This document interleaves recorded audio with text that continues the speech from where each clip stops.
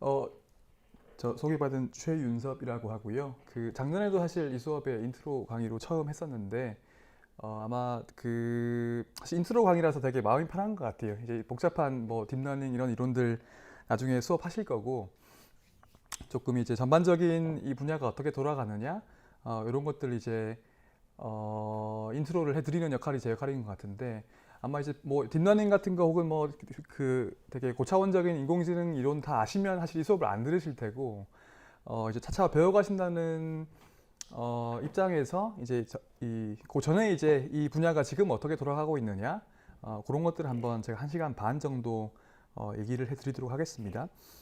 그 저는 이제 디지털 헬스케어 전반적으로 이제 연구를 하는 사람이라고 보시면 되고요. 이제 그 중에 이제 인공지능 얘기를 조금 해드리고 있는데 제가 병원에 와서 이제 강의를 하게 되면 항상 처음 여쭤보는 게 질문이 몇 가지가 있습니다.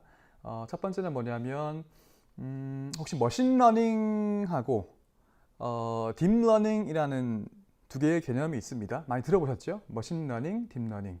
그 두 가지가 어떻게 다른지, 어떻게 같은지 그 이해를 하고 계신 분이 얼마나 계신가요? 그 두 개의 개념적인 차이점을 좀 알고 있다 나는 설명할 수 있다.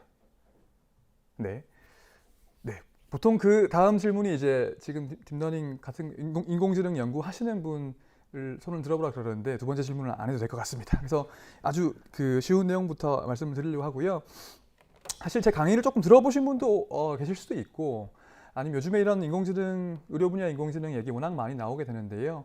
항상 이제 처음에 제가 강조 드리는 거지만 그 뜬구름 잡는 얘기 누구나 다 할 수 있거든요. 근데 우리는 이제 의학을 하는 사람들이고 사이언티스트고 그러니까 이 주제도 다른 의료의 분야와 마찬가지로 에비던스 베이스로 얘기를 해야 됩니다. 그래서 아마 이 학기 강의에서 많이 또 배우시겠지만 저는 주로 이제 오늘 실제 의료 분야의 인공지능이 어디까지 와 있느냐, 그 뭐 연구 결과 같은 것들을 뭐 중요한 거 뭐 다 말씀드릴 수는 없지만 제가 좀 팔로우하고 있는 중요한 것들 그런 것들을 좀 이제 그 소개를 해드리면서요. 이런 세부적인 테크니컬한 이슈들은 이제 차차 배워가시면 될 것 같습니다. 저는 뭐 제 소개 드릴 때 항상 먼저 보여드리는 슬라이드인데 잡스가 이렇게 뭐 두 가지 융합한다고 얘기했었고 저는 이렇게 세 가지 융합한다고 주장을 하고 있는 그런 사람인데요. 원래는 이제 아까 말씀하셨지만 컴퓨터공학과 출신이었고 생명과 듀얼 디그리 했고요. 박사는 그 두 개 뭐 섞인 걸로 했는데 뭐 그 대학병원 등등에 있으면서 잡다하게 하고 있는 뭐 그런 사람이고요. 사실 뭐 제 블로그에 글도 여러 가지 많이 쓰고 있고 또 의료 인공지능 분야에는 책도 한 권 뭐 사실 벌써 1년이 넘었는데 한 권 내가지고 이런 얘기를 좀 드리고 있기도 합니다. 그래서 이게 시간이 벌써 1년 넘게 지나가지고 꽤 그 요 책 보시면 아웃 오브 데이트 된 내용도 사실 있는데 하여튼 오늘도 요 책 내용의 얼개 구조를 바탕으로 해서 설명을 좀 드리려고 합니다. 제가 이제 그 오늘 1시간 반 정도면 꽤 사실 여러 가지 얘기를 좀 해드릴 수 있는데 이제 보통 그 3부로 제가 얘기를 해드립니다. 그래서 첫 번째는 지금 그러니까 우리가 인공지능 뭐 하입도 많고 되게 뭐라 그럴까요? 그 과도한 두려움이나 과도한 기대 같은 것들이 많이 있는데 지금 우리가 어떤 질문을 던져야 할지가 되게 중요합니다. 의료 분야에서 우리가 어떤 방향으로 접근을 할 것인가 그런 얘기를 1부에서 좀 해드리도록 하고요. 2부에서는 이제 그 오늘 메인 주제가 2부인데 아까 말씀드렸듯이 지금 의료 분야의 인공지능이 어디까지 와 있느냐 주로 연구 뭐 리뷰 해드린다고 보시면 됩니다. 그래서 뭐 아주 깊이 모든 논문을 다 파고들 수는 없지만 그런 어떤 거 있는지 좀 보시다가 나중에 좀 돌아가셔가지고 재밌는 거 있으시면 또 살펴보시고 그러시면 될 것 같고요. 3부는 제가 조금 커버하고 넘어갈 것 같은데 이런 2부 때문에 파생되는 이슈들이 여러 가지가 있습니다. 예를 들면 뭐 이제 뭐 그 인공지능이 의사를 대체할 수 있니 없니 뭐 이런 얘기들이나 아니면 그 지금 아마 임상에서 인공지능을 사용해서 진료하시는 분도 계실 수도 있는데 이미 서울대병원이나 이제 뭐 예를 들면 뭐 많다고 할 수는 없지만 이제 인허가 받은 인공지능이 한국에 나오게 되면서 이걸 이제 이용하셔가지고 진료를 하시고 계신 분들이 계신데 그거 하시다가 이제 의료 사고 나면 어떡할 거냐 뭐 이런 이슈들 같은 거 아니면 이제 그 최근에 또 큰 현실적인 이슈가 수가거든요. 그래서 이거 인공지능 수가 보험급여 어떻게 줄 것이냐 이런 내용들을 조금 얘기를 해드리고 마무리를 하는 걸로 하겠습니다. 그래서 저는 개인적으로 이제 하여튼 뭐 이게 이런 여러 가지 뭐 공부도 하고 연구도 하고 있지만 이제 저희 그 대한의료인공지능 학회라고 이제 작년 가을부터 저희가 주로 그 임상 하시는 쌤들하고 주로 그 리딩을 하시고 이제 산업계, 학계 뭐 이런 분들 다 모여가지고 만든 학회가 있는데 꽤 여러 번 이제 학회도 컨퍼런스도 개최했는데 거기 뭐 이제 발기인이랑 이사 맡고 있고 그다음에 그 시각시각 심평원에도 약간 좀 관여를 하고 있거든요. 그래서 그런 내용들 전반적으로 제가 말씀드릴 수 있는 선에서 말씀을 드리도록 하겠습니다. 1부는 이제 인트로입니다. 그래서 이게 이 분야가 이 분야에 어떻게 접근을 할 것인가 그런 내용을 좀 말씀을 드리려고 하는데요. 결국에 변화에 관한 이야기입니다. 그래서 저는 이제 디지털 헬스케어 전반을 다 보고 있는데 이 그림이 이제 그 의료계가 맞고 있는 큰 변화가 이제 디지털 기술의 발전 때문에 이제 이런 쓰나미를 맞고 있다 이렇게 뭐 말씀을 드리고 있는데 아주 큰 변화가 되게 광범위하고 빨리 몰려오고 있다 이런 얘기인데요. 결국에는 이게 거스를 수 없는 변화라는 것 때문에 이 그림을 거의 보여드리는 것입니다. 그래서 이 중에 이제 이 디지털 기술 중에서 오늘은 인공지능 얘기만 말씀을 드리려고 하는데요. 사실 이 쓰나미 그림 다음에 이제 이 그림을 제가 보여드리는데 이거 이제 뭐 여러 논란도 있고 막 그래가지고 제가 좀 조심스럽게 보여드리고 있는데요. 이게 이제 그 진료과별로 따지면 인공지능 기술이 가장 먼저 그 영향을 줄 과가 이제 결국에 영상학과입니다. 아마 오늘 또 이제 들어오시는 쌤도 계실 텐데 아주 일찍부터 데뷔를 시작하셨죠. 영상학회에서 이게 이제 2017년 6월달 저 광주에서 열렸던 충기학술 대회인데요. 그때 이제 벌써 당시에도 그 별도로 아예 인공지능 세션을 마련하셔가지고 이렇게 이제 그 별도 발표도 뭐 저도 발표를 하고 패널 토의도 하고 했었는데요. 이게 이제 그때 되게 재밌었던 게 실시간 투표를 했습니다. 그래서 한 200명, 300명 선생님들 계신데 스마트폰으로 실시간 투표해가지고서 되게 재밌는 질문들을 많이 했어요. 그 중에 이제 하나가 AI 시대를 대비해가지고 이 영상학과 의사에게 필요한 게 뭐냐고 하니까 이제 AI 교육도 해야 되고 연구 참여도 해야 되고 뭐 자문도 해야 되고 이런 것들이 있지만 되게 많이 나왔던 답변 중에 하나가 이제 확산을 막아야 된다 이런 얘기였습니다. 그래서 이런 걸 우리가 어떻게 볼 것이냐. 사실 뭐 지금 제가 이 얘기 딱 한 번 잘못하면 되게 욕먹었는데 이게 지금 2017년도 얘기이고 지금 벌써 2년이 넘은 이제 시점인데요. 이 분야의 2년이면 거의 아주 오랜 시간입니다. 그래서 하여튼 학회 차원에서 되게 열심히 노력하고 계시고 많이 대응을 하고 계신데 그때는 사실 이런 그 당시에는 이런 답변이 나왔었어요. 그래서 이런 사실은 새로운 기술이 뭔가 들어왔을 때 딱 그 처음에 우리가 본능적으로 나오는 반응은 사실 이런 게 맞거든요. 그래서 이런 것들을 우리가 어떻게 바라볼 것이냐. 혹은 이제 그 비노드 코슬라 이분은 아마 모르실 거예요. 이름을 실리콘밸리의 뭐 유명한 분인데 하지만 이분이 발언하신 거는 아마 기억을 혹시 아시는 분이 계실 겁니다. 그래서 미래에는 80%의 의사가 컴퓨터로 대체가 된다 이런 얘기들. 이게 2012년도의 얘기인데요. 이게 딱 보시면 되게 도발적인 얘기이고 그러니까 지금 미국에 가도 여전히 이런 얘기가 회자가 되고 있는데 과연 이런 얘기가 맞냐 틀리냐 같은 것부터 우리가 한번 살펴봐야 될 것 같고 그리고 또 더 나가면 이제 이분이 한 얘기는 사실 더 파급 효과가 클 수도 있는데 그 제프리 힌튼 교수라고 해가지고 지금의 딥러닝을 거의 만든 분 중에 한 분이라고 보시면 됩니다. 지금의 딥러닝 중흥기를 이분이 이제 2016년도에 이제 어떤 얘기를 했냐고 하면은 그래서 뭐 특정 과를 얘기를 하게 되는데 뭐 영상학과 전문의를 양성하는 걸 그만둬야 된다. 왜냐하면은 5년 안에 10년 안에 뭐 딥러닝이 영상학과 전문의를 능가하게 자명하기 때문에 이렇게 얘기를 했습니다. 그러니까 이런 얘기가 사실 맞냐 틀리냐부터 우리가 사실 생각을 해봐야 되는 것이고 이제 뭐 나중에 뭐 정답부터 말씀드리면 이렇게 안 되죠 사실은. 근데 이제 우리가 어떤 배경에서 이런 얘기가 나오게 되었으며 또 우리가 어떻게 이런 질문의 이 방향성을 가지고 접근할 것인가 같은 것들을 생각해 보는 건 의미가 있을 것 같습니다. 그래서 저는 이제 사실 뭐 영상학과 얘기를 드렸지만 사실은 진료과를 거의 따지지 않거든요. 그래서 여기 보시면 되게 다양한 논문들이 나오는데 여러 진료과에 대해 가지고 모든 논문들이 뭐 이런 거죠. 어떤 의학적인 태스크에 대해 가지고서 인간만큼 인공지능이 뭘 잘한다. 혹은 이제 인간이 못하는 걸 뭘 할 수 있다. 이런 얘기를 하는 것들인데 몇 개는 제가 살펴볼 겁니다만은 이게 여기서 말씀드리려고 하는 거는 뭐 진료과를 따지지 않고 광범위하게 여기 영향을 주고 있다. 이런 얘기를 해드리고 넘어가고 싶습니다. 이런 것 우리가 좋은 질문, right question을 던지는 게 굉장히 중요한데 과거에는 보통 이런 얘기를 했습니다. 그러니까 이제 알파고도 그래야 했고 우리 뭐 왓슨이 퀴즈 풀고 어디 뭐 그 IBM의 딥블루인가요? 뭐 그게 이제 뭐 체스 두고 이런 거 보면 결국에 인간 챔피언이랑 대결해가지고 누가 이기냐? 한쪽은 승리하고 한쪽은 패배하고 이런 구도를 뭐 보통 봤었는데요. 사실 이게 뭐 그 재미로 보면 되게 재미있을 수는 있지만 실제 의미가 있는 질문은 이제는 아닌 것 같고 특히 의학적인 분야에서 이제 그 의학을 포함해서 인류의 많은 분야에 인공지능이 큰 영향을 준다는 걸 누구도 부인하지 않는다면 지금 우리가 던져야 될 right question은 뭐냐고 하면은 어떻게 하면 의학에 이제 그 원래 인공지능이든 인공지능 할아버지든 도입되더라도 의학이 원래 가지고 있던 목적은 바뀌지 않잖아요. 그래서 어떻게 하면 우리가 원래 추구해 왔던 의학의 목적을 잘 이룰 수 있을 것이냐? 그게 이제 뭐 그 환자들의 아웃컴을 개선하는 것일 수도 있고, 혹은 이제 우리가 뭐 항상 얘기해오던 뭐 맞춤 의료, 뭐 프리시전 메디슨 이런 걸 이제 더 구현하는 것일 수도 있고, 혹은 뭐 코스트를 다운시키는 것일 수도 있고, 아니면 이제 임상하시는 분들은 뭔가 이제 굉장히 바쁘시고 특히 한국의 산부 진료하고 이런 것들을 좀 예를 들면 기술을 이용해 가지고 좀 개선을 시켜볼 수 있을까? 그런 것들이 이제 좀 유의미한 질문이 될 것입니다. 그래서 우리가 어떻게 하면 시너지를 기계와 힘을 합쳐가지고 같이 잘 달려볼 수 있을까? 그런 얘기를 해보면 좋을 것 같은데요. 그런 시너지가 있을 수 있다는 그림은 이제 이런 걸로 보통 보여드립니다. 이게 IBM의 그림인데요. 여기 위쪽에 있는 게 인간이 가지는 강점이고 아래쪽에 있는 게 인공지능이 가지는 강점인데 서로 다르다는 그런 얘기인데요.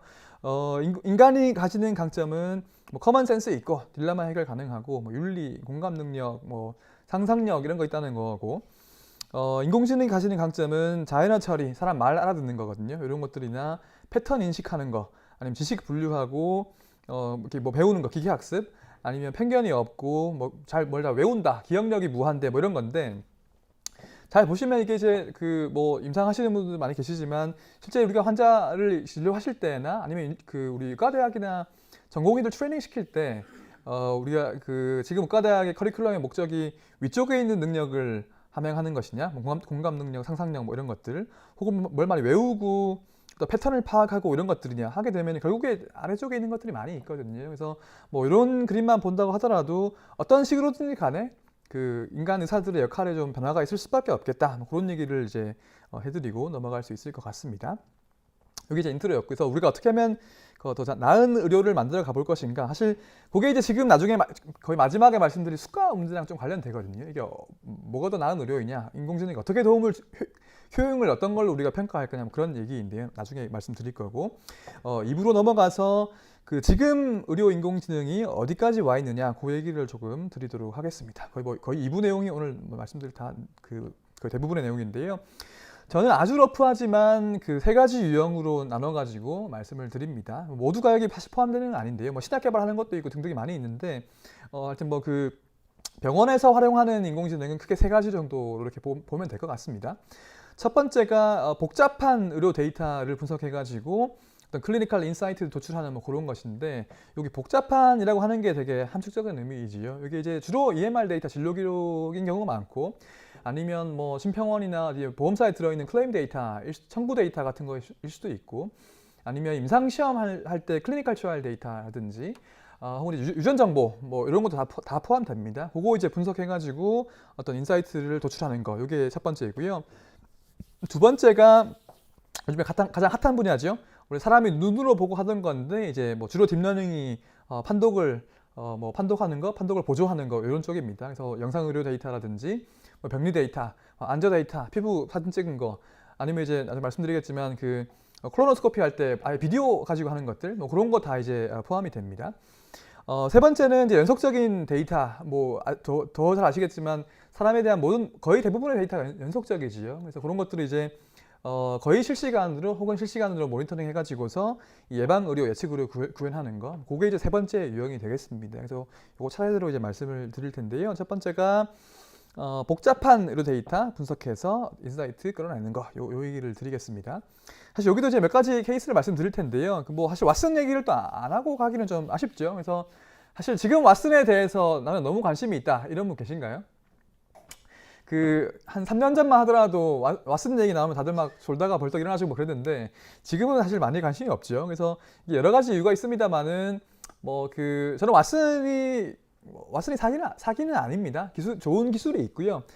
분명히 이제 미래에 되게 의학적으로 큰 역할을 할 수도 있다고 보고 있는데 아직까지는 아닌 것 같아요. 그래서 이게 IBM도 되게 많은 광고를 하고 기대감을 심어줬다가 그런 그 기대에 미치지 못하면서 많은 분들이 실망을 하고 있는 뭐 그런 단계인데요. 뭐 여러 이슈들이 있지만 뭐 아시겠지만 이제 뭐 그 이런 제퍼디 퀴즈쇼에 나와가지고 인간 챔피언을 압도적으로 이겨버리면서 화려하게 데뷔를 한 게 2011년도였습니다. 그리고 2012년도에 어떻게 됐냐면 그 MSKCC라고 해서 뉴욕에 있는 암센터 들어가서 흔히 말하는 뭐 의료 빅데이터 그 진료 기록이든 어디 가이드라인이든 뭐 임상시험 데이터든 그거 다 학습을 하면서 처음에 이제 런캔서 보겠다고 했었고 그게 이제 확대가 돼가지고 그 상업화 돼서 나온 게 이제 그 왓슨 포 온콜로지라고 하는 시스템이 소프트웨어입니다. 그래서 이게 그 화면이고요. 지금 길병원 등등에 이제 뭐 한 7, 8개 병원 국내에 들어가 있는데 이제는 첫 화면은 사실 한국에는 한글로 나옵니다. 첫 화면만 그러한데요. 하여튼 여기 보면 구조화된 데이터를 뭐 이제 이렇게 넣게 되고 요거 넣는 항목도 이제 암종별로 달라집니다. 요거는 런캔서 환자에 대한 건데 쫙 넣고서 에스크 왓슨 요 버튼 누르게 되면은 이런 이제 그 레지멘들 권고를 해줍니다. 그래서 이게 이런 뭐 여기 다 뭐 잘 보이시면 모르겠 시스플라틴 뭐 이런 것들인데 이런 약을 이제 3단계로 초록색, 주황색, 빨간색으로 이렇게 이제 이게 추천이고요. 이렇게 recommended 추천이고 이거 그 고려해봐라 그 for consideration 이런 거고 빨간색은 비추입니다. not recommended 3단계로 준다는 거고 여기 오른쪽에 보시면 동그라미 버튼 이게 evidence 버튼이어가지고 이거 누르게 되면은 왜 이런 걸 권고해 주는지에 대해 가지고 논문이든 임상시험인 가이드라인 같은 걸 줘가지고서 요거 보시고서 이제 정형외과 쌤들이 진료 후에 보조를 받는 그게 왓슨 포 온콜로지입니다. 자, 오늘 이제 이게 수업이니까 이런 좀 여러 가지 질문들을 해보면서 갈게요. 요거 이제 다시 강조드리면 3단계로 나눠가지고 권고를 합니다. 한번 제가 여쭤볼게요. 왓슨 포 온콜로지 요런 시스템을 이 정확성 같은 거를 우리 임상 연구를 하고 써야 될까요? 아니면 그냥 써도 될까요? 이게 이제 예를 들면 마지막에 한 번은 온콜로지 쌤들이 보시거든요, 이거를. 그러니까 이제 임상 연구를 안 해도 된다 이렇게 보실 수도 있고 혹은 이게 이제 어떤 식으로든지 3단계로 분류를 해주기 때문에 이게 이제 의료진의 판단이든 환자의 아웃컴이든 영향을 줄 수도 있죠. 어떻게 보시나요? 임상 연구를 하고 써야 된다 생각하시는 분. 네, 솔직하게 드시면 됩니다. 임상 연구 필요 없다. 그냥 써도 될 것 같다. 어차피 온콜로지 쌤 마지막에 한번 보시니까. 네, 사실 이게 제가 어디 가서 어느 병원이든 어느 학회든 가서 여쭤봐도 둘 다 손이 들어집니다. 이게 사실 되게 뭐 당연할 수도 있는 건데 이게 어떤 거냐고 하면 이게 또 다른 질문을 바꿔보면 이 왓슨 포 온콜로지가 의료기기냐 아니냐 이거 규제를 받아야 되냐 안 받아도 되냐의 질문과도 비슷하거든요. 그래서 실제 우리가 이 답은 나와 있죠. 저도 식약처 의료기기과에 보면 의료기 심사부에 보면 첨단 의료기 과가 있는데 거기 이런 거 하시는데 좀 전문가 협의체에서 꽤 오래 이거 얘기를 했습니다. 근데 이제 의료기기로 볼 거냐 아니냐 답은 이제 나왔는데 한국이랑 미국은 이거 비의료기기로 봅니다. 사실 뭐 우리 길병원에 도입할 때 의료기기 인허가 받고 도입하신 거 아니죠? 근데 되게 재밌는 게 보면 그 EU에서는 또 의료기기로 봤습니다. 이 왓슨 포 온콜로지를. 그러니까 이제 이 규제를 하시는 분들도 굉장히 애매한 부분이 있다. 뭐 그런 얘기를 사실 드릴 수 있을 것 같고요. 그래서 뭐 타임라인 쭉 한번 팔로우 해보면 제가 2018년 이후로는 팔로우 안 했는데 2016년도 지금 9월이죠. 딱 3년 됐네요. 이제 그 9월 달에 길병원 등등 하면서 쫙 이렇게 도입을 했었는데요. 그 아까 손 많이 드신 분들 중에도 보면 그 에비던스가 필요하다고 손 많이 드셨잖아요. 그죠? 근데 피어 리뷰 저널에 왓슨 포 온콜로지의 퍼포먼스에 대해서 혹시 보신 적이 있으신가요? 기억이 있으신가요? 별로 없으실 겁니다. 사실 이게 원래는 하나도 없다 했는데 2018년도 이렇게 초에 이제 그 브레스트 캔서 한 가지 암종에 대해서 뭐 피어 리뷰 전에 논문 나온 게 있습니다. 그게 이런 거랑 거의 비슷한 결과인데요. 이게 이제 인도에 있는 그 마니팔 병원이라고 하는 곳에서 그 아스코 2017년도까지 제가 알기로는 2017년도가 이제 왓슨이 등장한 마지막 아스코였는데 이 병원에 보시면 이제 이런 식으로 본 거죠. 그러니까 저는 임상 연구를 해야 한다고 보는 편인데 어떤 식으로든지 간에 아웃컴이든 영향을 줄 수 있기 때문에 아무 영향 안 주면 이거 쓸 필요가 없는 거잖아요. 그러니까 이제 그러한데 그러면 임상 연구 한다고 봤을지라도 뭘 기준으로 볼 거냐, 뭐 우리 프라이머리, 세컨더리 아웃컴 뭘로 볼 거냐 하면 되게 애매해집니다. 근데 가장 쉽게 할 수 있는 게 뭐냐면 그냥 의사랑 비교하는 거죠. 일치율을 보는 겁니다. 그래서 여기 인도에 있는 뭐 나름 큰 병원인데 여기 이제 그 다학제 튜머보드랑 비교해 봐가지고 보게 되면 아까 초록색, 주황색, 빨간색 3단계로 주는데요. 지금 결론은 이 정도입니다. 예를 들면 이게 암종에 따라 가지고 이게 다 비율이 달라진다. 요거는 이제 아예 그 의사들의 판단이 왓슨이 안 뜨는 거거든요. 그리고 이게 병기별로, 스테이지별로 봤을 때도 되게 달라진다. 이 정도가 지금 우리가 알 수 있는 내용입니다. 지금도 이게 2017년 내용이지만 업투데이트 되어 있는 내용입니다. 이게 그래서 뭐 이런 것들이고, 같은 학교에서 이제 길병원이 되게 재미있는 결과를 냈습니다. 이게 뭐 이게 사실 병원에서 얘기하면 되게 좋아하시기도 하고 우퍼 하시는데 이런 거죠. 이렇게 대장암이랑 위암을 봤는데 일출이 되게 위암 같은 게 특히 낮죠. 이게 왜 그러냐 보면은 뭐몇 가지 이유가 있습니다만, 일단 왓슨 같은 경우에 미국에 있는 그 특정 병원 MSKCC를 베스트 프랙티스로 해서 개발한 거기 때문에 다른 병원, 뭐 다른 나라 사실 신경 안 씁니다. 그래서 예를 들면 이런 거죠. 뭐 미국엔 되게 루틴하게 쓰는 약제 혹은 그 반대일 수도 있지만 그게 이제 뭐 한국에 아예 인허가 안 받을 쓸 수도 있고 뭐 그런 것도 있고요.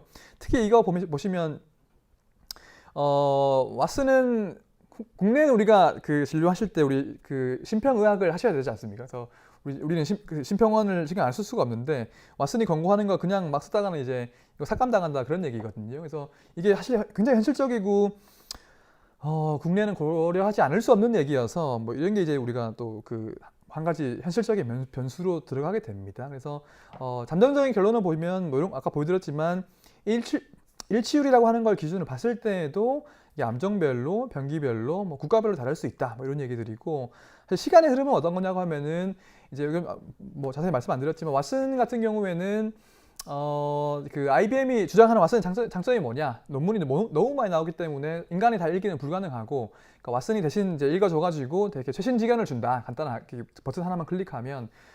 근데 그게 어떤 얘기라고 하냐면은 이게 임상 연구를 할 때 되게 근본적인 어려움을 주거든요. 이게 계속 그러니까 그러니까 바뀌는 주기는 우리가 정확히 파악하지 못하지만 어떤 식으로든지 간에 바뀐다고 하는 것들을 보게 되면은 예를 들면 임상 연구하는 도중에도 혹은 피어 리뷰 저널에도 퍼블리시한 이후에도 이게 바뀐다는 거기 때문에 그게 이제 뭔가 우리가 기존에 있던 그 임상 연구의 프레임워크 가지고는 좀 검증하기 힘들 수가 있다. 뭐 그런 정도의 얘기를 드릴 수 있을 것 같습니다. 그래서 이게 왓슨도 그러하고 나머지 인공지능, 오늘 쭉 말씀드릴 인공지능도 그러한데 결국에 원칙이 필요합니다. 이게 예를 들면 어떤 환자에게 이런 인공지능을 이제 뭐 적용할 것이냐, 혹은 이제 뭐 특히 의사랑 인공지능의 판단이 다를 경우에 어떻게 할 것이냐, 혹은 수가 어떻게 줄 것이냐, 이런 것들이 보게 되면은 아직까지 원칙이 좀 별로 없습니다. 왓슨을 비롯해서 다른 인공지능들도. 그래서 이런 것들은 우리가 여기 오신 분들 다시 그 이제 사용자이든 개발하시는 입장이든 다 여기 관여하신다는 가정하에서 같이 이제 이런 답들을 이제 만들어 가야 되는 그런 시점이라고 보시면 되겠습니다. 이게 왓슨이었고요. 아니면 이런 것도 또 다른 첫 번째 유형의 인공지능인데, 이거는 그 영국에 있는 EMR 데이터 뭐 40만 명 가지고 한 건데요. 레트로스펙티브하게 봐가지고서 10년 안에 그 카디오바스쿨러 이벤트가 나타날 것이냐 뭐 이런 거 본 건데요. 근데 재밌는 게 뭐냐고 하면은 이게 이제 요거는 그냥 리스크 팩터를 뽑아 본 건데, 이게 이제 기존에 그 의료계에 쓰고 계신 뭐 그 학회에서 나왔던 남성, 여성 탑10 리스크 팩터이고요. 요거는 4가지 기계학습 방법들, 요거 개념은 조금 이따 말씀드릴 텐데, 여러 가지 뭐 인공지능 방식으로 뽑아본 탑10 리스크를 보게 되면은 우리가 경험적으로 알고 있는 거 하고 비슷한 것들 좀 있는데 좀 다른 것도 있습니다. 그러니까 이제 이게 완전히, 그러니까 우리가 고려 못하던 것들도 막 끼어 있고, 실제로 그러고 이제 그 예측력을 보게 되면은 경험적으로 본 것보다도 이렇게 데이터 드리븐으로 기계학습으로 분석한 게 좀 더 잘 예측을 하거든요. 그러면 이제 우리가 지금까지 알고 있던 건 뭐였지?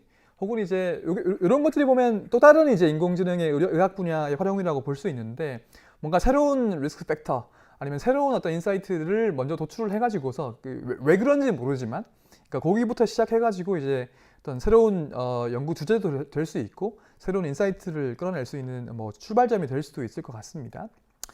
아니면 이제 요거는 작년에 그 구글이 작년 봄 정도에 구글이 냈던 그 논문인데요. 요거는 요것도 EMR 데이터 분석해가지고서 입원 한 환자들의 뭐 그 예후들, 모탈리티든 장기간 입원을 할 것인지, 뭐 재입원율 같은 거, 이런 거 봤던 것이 이제 이 논문인데요. 이런 거 이제 보시면 이 논문의 특징은 뭐냐고 하면은 여기 보면 제목에 스케일러블 하다고 되어 있죠. 이게 이제 과거에 그 EMR 사실 이런 연구 되게 많이 했습니다. 과거에도 EMR 데이터 가지고서도. 근데 요 연구의 특징은 뭐냐면 과거에는 이제 뭐 전처리 같은 거 해가지고 EMR 중에 우리가 보고 싶은 것만 뽑아가지고 이제 뭐 학습시키고 그랬는데 이 연구는 그냥 EMR 통으로 때려 박았거든요. 그래서 그 EMR 전체의 데이터를 쓰게 되고 그 다음에 이제 그 의사들 진료 노트가 그러니까 비정형 데이터, 진료 노트도 이제 학습을 시켜가지고 했다는 게 연구의 이제 장점이고 이렇게 했기 때문에 다른 병원에도 이걸 쓰기 쉽다 이런 얘기를 이제 장점으로 얘기를 하고 있습니다. 그래서 여기는 UCSF하고 그 시카고 대학병원 두 개 병원을 지금 했었는데요.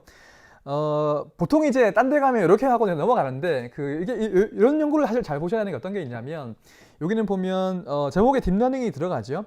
그래서 이게 이제 딥러닝이 되게 좋다 뭐 이런 얘기를 하는 건데 딥러닝이 두 번째 유형에 말씀드리려고 하는 의학적 그 이미지 분석은 확실히 좋습니다. 딥러닝이. 근데 딥러닝이 만능은 아니거든요. 그래서 여기 EMR 특히 이런 분석 같은 경우에 여기 메인 피겨에는 안 나오는데 그 서플 피겨하고 서플 테이블 보시면 기존에 그 다른 그 딥러닝 이전의 방법으로 쓴 거하고 딥러닝에 쓴 거 비하면 사실 정확도가 아주 개선되지 않았습니다. 별로 좀 마지널 하거든요. 그래서 그게 과연 딥러닝이 만능이냐 뭐 이런 얘기를 할 수도 있고 또 한 가지가 이제 사실 요거는 요 논문 나오고서 지금 일어나고 있는 게 어떤 게 있냐 미국 약간 여담일 수도 있지만 요 시카고 대학병원 데이터를 그 환자 데이터 써가지고 인공지능 만들었다는 것 때문에 지금 수당했거든요 구글이. 그래서 지금 이 프라이버시 문제 같은 것들도 한국에도 뭐 시민단체 되게 많이 그러니까 이 이슈를 제기하고 계시지만 미국도 이런 거에 마찬가지라는 거를 좀 말씀드리고 넘어가고 싶습니다. 일단 딥러닝 말씀드리면 장점도 되게 많이 있지만 단점 중에 하나가 블랙박스라는 거거든요. 이게 잘 워킹하지만 왜 잘 워킹하는지를 잘 모르는 경우가 많이 있습니다. 그래서 이런 연구 어떻게 했냐고 하면은 EMR 데이터에서 어떤 문구, 어떤 표현을 더 중점적으로 딥러닝이 보고서 결론을 내렸느냐, 이거를 이제 판단했다는 건데, 이게 예를 들면 이게 그 전이성 유방암 환자의 이게 모탈리티를 잘 예측했는데, 잘 맞췄는데, 실제 유의미한 걸 보고 맞췄느냐를 보기 위해 가지고 요 빨간색들이 보면 웨이트를 많이 준 것들이거든요. 그래서 이런 것들 실제 모탈리티와 관계되는 것들을 잘 보고 맞추는구나. 이런 것들이 이제 까지 봤던 논문이 되겠습니다. 그래서 나중에 잠깐 말씀드리겠지만 이게 그 딥러닝의 가장 큰 단점이 이제 블랙박스라는 거고 워킹을 잘 하는데 왜 워킹을 잘 하는지 모른다는 거고요. 그게 이제 설명 가능성 explainability 이렇게 얘기를 합니다만은 그런 게 딥러닝에서 되게 중요한 이슈들입니다. 아마 이제 수업을 하실 텐데 아주 그런 것들을 아니면 요게 첫 번째 유형의 마지막 이제 그 논문인데요. 요거는 그 중국의 연구입니다. 중국에 있는 데이터를 그 샌디에고에 있는 스크립스 연구소에서 했던 연구인데 이게 제가 올해 초에 미국에 가가지고 보고서 제가 약간 여러 가지 느낀 바가 있어서 항상 말씀드리는데요. 일단 논문은 어떤 거냐고 하면은 소아 환자에 대해 가지고 EMR 데이터 써가지고서 이게 이제 그 의사들이 실제 진료하듯이 뭔가 하이퍼테시스를 세워가지고 디덕션하는 뭐 그런 식으로 해가지고서 이렇게 질병 분류하고 진단하는 거 이런 식의 이제 그 인공지능을 만들어 가지고서 실제 뭐 결과는 이게 그 주니어 스텝보다는 조금 더 정확한 것 같고 시니어 스텝보다는 좀 덜한 것 같다 이렇게 얘기를 하는데요. 사실 뭐 이런 것들은 지금 사실은 놀라운 것들은 아닌데 결과 자체가 저는 놀랐던 게 뭐냐고 하면은 이 첫 문장입니다. 이거 이제 그 소아 환자 그 학습을 시켰는데 그 130만 명의 데이터를 쓰고 그 다음에 데이터 포인트를 보게 되면 100 밀리언 개를 썼거든요. 되게 놀라운 게 뭐냐면 이거 싱글 센터 스터디입니다. 그러니까 이제 이게 사실 그 소아과생 혹시 계신가요? 그 세브란스에는 몇 명이나 될까요? EMR 까보면요. 한 10만 명대 나올까요? 이게 이제 사실 뭐 제가 그게 궁금한 부분이기도 한데 그러니까 이제 인공지능 우리가 딥러닝이든 뭐든지 간에 학습시키려고 하면 데이터의 질도 중요한데 사실 양도 중요하거든요. 그래서 이게 자릿수가 몇 개 지금 한국이랑 다른 것처럼 보여서 이게 이제 그만큼 이게 데이터의 개수부터 한국이랑 미국이랑 다르구나. 막 그런 그러니까 한국이랑 중국이랑 다르구나. 그런 것들 좀 느꼈던 부분이기도 합니다. 그래서 요것도 그러하고 나중에 좀 제가 콜로노스코피 한 그 논문 보여드릴 텐데 그런 거 보면 중국 요즘에 되게 어그레시브하게 연구를 많이 하거든요. 그래서 이게 아까 구글이 환자 프라이버시 이런 것 때문에 막 수당하고 그러는데 중국은 사실 안 그럴 것 같아요, 그게. 그래서 이게 데이터를 막 그 되게 마구잡이로 대량을 쓸 수 있고 이걸 막 RCT를 막 하고 이러기 때문에 그런 거적인 기술 발전을만 본다면은 되게 뭔가 위력적일 수도 있다고 해야 되나요? 이제 그렇게 이제 보여집니다. 그래서 사실 뭐 중국은 우리가 양가 감정이 드는데 중국보다 우리가 못하다고 별로 인정하고 싶지 않죠. 근데 연구 결과를 보면 사실 또 그렇지 않습니다. 그래서 이런 것들 잘 보시면 좋을 것 같고요. 이게 첫 번째 유형의 인공지능이었습니다. 두 번째가 이제 요즘에 가장 메이저하는 것들을 보여드릴 텐데 주로 딥러닝을 통해 가지고서 눈으로 보고 원래 판독하시던 거, 영상으로 데이터든 병리든 이런 것들을 하는 것들을 좀 말씀을 드릴게요. 딥러닝 설명을 조금 드리겠습니다. 이게 이제 수업을 들으실 테니까 뭐 아주 딥하게 말씀을 안 드려도 될 것 같고, 저도 이제 사실 뭐 제가 인공지능 전문가가 아니라 가지고 이게 교수님만큼 자세하게 설명도 사실 할 자신도 없는데, 아까 제가 처음에 드렸던 질문의 답은 이겁니다. 이게 이제 아까 기계학습, 그러니까 머신러닝이라고 하는 거하고 딥러닝의 관계를 제가 여쭤봤죠. 이거 상하 관계입니다. 그래서 우리가 벤 다이어그램 그려보면 이제 항상 이해하기가 쉬운데 큰 범주로는 인공지능이라고 하는 우리가 뭐 이 범주가 있고 그 중에서 이제 또 다양한 방식의 인공지능을 구현하려고 하는 방법들이 있습니다. 그 중에 지금 가장 핫한 게 기계학습 혹은 머신러닝이라 그래서 우리가 데이터를 바탕으로 컴퓨터한테 가르쳐서 그러니까 트레이닝을 시키는 게 또 뭐 수학적인 모델을 만드는 거거든요. 만들어 가지고서 그러니까 이제 같은 종류의 새로운 데이터가 들어와도 그 문제를 해결할 수 있는 뭐 판독을 하든 뭐 분류를 하든지 간에 그런 거 할 수 있는 거를 이제 기계학습이라는 분야로 부르는데 기계학습 중에도 되게 다양한 방법론들이 있습니다. 그 중에 이제 뭐 이 인공신경망이니 디시전 트리니 뭐 서포트 벡터 머신이 이런 것들이 있는데 그 중에 이제 가장 지금 핫한 것이 딥러닝이라는 이제 방법론입니다. 그래서 이제 기계학습의 일부로 딥러닝이라고 보시면 되고 딥러닝 중에도 또 다양한 방법들이 있습니다. 그 중에 이제 뭐 CNN, RNN 이렇게 부르는데 보통 이미지 분석하는 거, 지금 설명드리는 거 이런 것들은 뭐 항상 그런 건 아니지만 기본적으로는 CNN, 컨볼루셔널 뉴럴 네트워크라고 하는 CNN을 쓴다고 보시면 됩니다. 그래서 오늘 이제 이런 관계를 이해하시고 인공지능 밑에 기계학습이 있고 그 밑에 딥러닝이 있고 그 중에 이미지는 주로 CNN이 보더라. 이 정도만 이제 기억하시면 좋을 것 같고 자세한 것들은 김희영 교수님께 들으시면 될 것 같습니다. 조금 더 설명을 드리면 원래 딥러닝의 다른 이름이 뭐냐면요. 심층 여기 있는 심층 인공신경망이라고 하거든요. 그래서 이게 원래 인공신경망은 되게 옛날부터 있던 방법론인데 이게 이제 발전이 돼가지고 깊이가 깊어진 거죠. 심층이 되었다. 그래서 심층 인공신경망이 딥러닝이라고 하는데 이제 심층이 무슨 뜻, 딥하다는 게 무슨 뜻이냐? 어디 뭐 밖에 가게 되면 이게 너무 깊이 있게 배워서 딥러닝입니다. 이렇게 하신 분도 계신데 그렇지 않거든요, 그게. 그래서 이게 보시면 아까 말씀드렸듯이 인공신경망, 그러니까 신경망을 미믹했다고 보시면 되는데 보통 이런 그림으로 표현합니다, 딥러닝이. 그래서 이렇게 동그라미랑 막 선으로 막 이어져 있는데 이게 층으로 이어져 있죠. 이게 한 층이고, 그 다음 층이고, 이게 3층이고, 4층이 쫙 이어져 있는데, 이게 이제 이게 동그라미랑 선이 한 단위가 이제 실제 인공지능 분야에서도 뉴런이라고 부릅니다. 뉴런. 그래서 우리가 신경망을 미믹했다고 보시면 되고, 이게 뉴런들의 층으로 쌓여 있는데, 첫 번째 층을 보통 우리가 어떻게 부르냐면 데이터가 입력된다 그래가지고 입력층이라고 부릅니다. 이렇게 데이터가 들어가 쭉 가거든요. 그리고 마지막 층 이렇게 쭉 데이터가 흘러와가지고서 나오는 마지막 층이 이제 출력층 혹은 아웃풋 레이어 이렇게 부릅니다. 그렇게 이제 입력층, 출력층이 있고 그 사이에 있는 것들은 숨어 있다 그래가지고 히든 레이어 혹은 은닉층이라고 부르게 되는데요. 우리가 딥하다고 하는 게 얼마나 깊다, 이게 층이 되게 많이 쌓여 있다고 해가지고 깊다고 하는데 얼마나 깊은 거냐? 흔히 얘기하기로 이제 뭐 일반적으로 이게 처음에 입력층하고 그다음에 마지막에 출력층하고 중간에 은닉층 한 개까지 있는 데가 얕다, 쉘로우하다고 보통 얘기를 하게 되고요.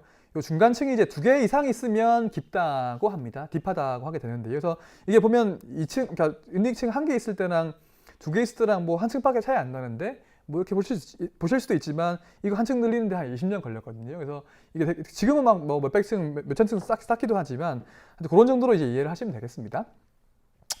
그리고 딥러닝의 이제 장점이라 그럴까요? 아까 단점은 블랙박스 말씀을 드렸는데 딥러닝의 장점이라고 하면 어떤 게 있을까요? 지금 딥러닝이 왜 주목을 많이 받고 있나요? 왜 그런가요? 되게 뭐 쉬운 거고 어비어스한 얘기이긴 한데요. 저는 그냥 보통 두 가지 말씀드리는데 첫 번째는 뭐 가장 간단합니다. 딥러닝이 잘 됩니다. 아까 이제 우리 그 구글 EMR 스터디 얘기할 때 그런 경우는 조금 마진을 할 수도 있지만 특히 이미지 분석 같은 거는 아주 잘 되거든요, 애들이. 흔히 이제 그냥 일반적인 인공지능 분야의 빅3 프로블럼이 있는데 한 가지가 지금 보고 있는 컴퓨터 비전이라고 해서 뭔가 사람이 눈으로 보는 것처럼 뭐 이미지 뭐 파악하고 이런 것들이고요. 두 번째가 사람 말 알아듣는 거, 우리 뭐 쉬리 같은 거, 빅스비 이런 거 보시면 음성 인식하는 그런 것들이 있고, 세 번째가 자연어 처리입니다. 글 쓴 거, 우리 사람이 글 쓴 거 이제 읽는 뭐 그런 것들인데, 사실 이제 원래는 다 각자 방법들을 썼었거든요. 여기 보시면 되게 다양한 연구 방법들을 통해 가지고 지금은 거의 딥러닝이 뭐 천하통일했다고 보시면 되고, 그럼에도 불구하고 되게 과거의 방식보다 잘 된다는 게 일단 첫 번째 특징입니다. 두 번째는 뭐냐면 여기 그림이 이제 뭐 대충 나오는데 그 특징을 사람이 미리 알려줄 필요가 없습니다. 그러니까 예를 들면 이런 거죠. 우리가 나중에 뭐 루닛 얘기 좀 해드릴 텐데 우리 지금 시각 인허가 받은 인공지능 중에서 체스트 PA에서 럭너줄 보는 거 지금 인허가 받은 게 있거든요. 과거에 우리 그런 인공지능 만들려고 하면 어떻게 했느냐?